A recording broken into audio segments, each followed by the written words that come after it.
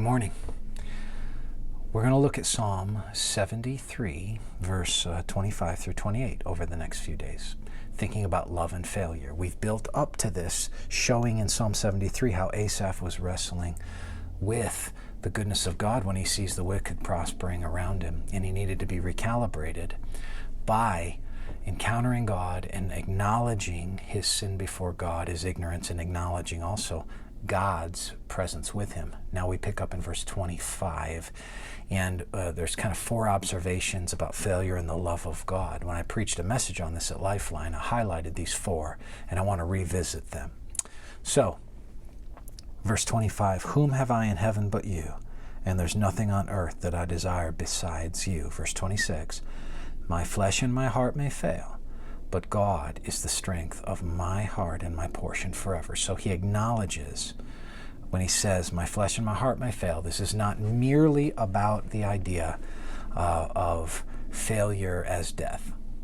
It's deeper than that. It's not just that my body's going to fail and I'm going to die. He's saying that I could fail like Psalm 40, verse 12. For evils have encompassed me beyond number.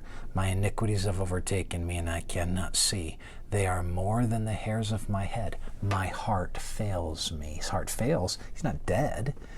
He said his sin has overcome him, and he's failing. Emotionally, he's failing. Spiritually, he's failing out of the inner man. He's failing in the life of the mind. He's failing.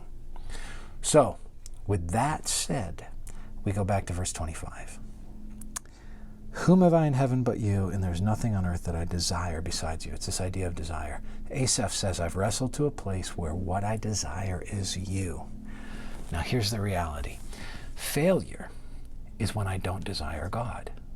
Failure ends up being a web of distorted desire.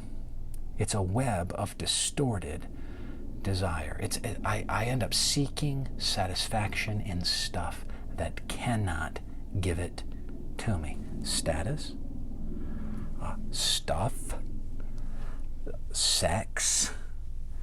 It's like I want the wrong thing, and in wanting the wrong thing, I end up getting sent on a ruse.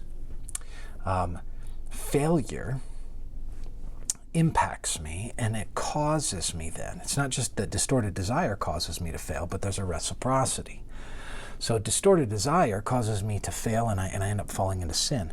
But failure itself, what does that do? Well, it comes back to me, and it produces in me some distorted desires that stem from things like shame and blame, right?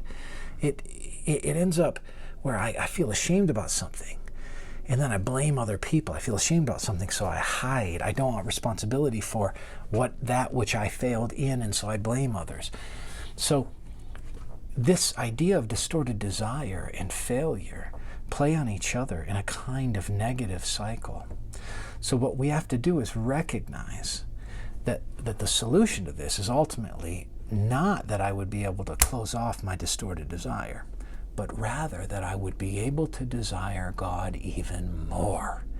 That I would desire him rather than as John Eldredge said, the carnival of counterfeits.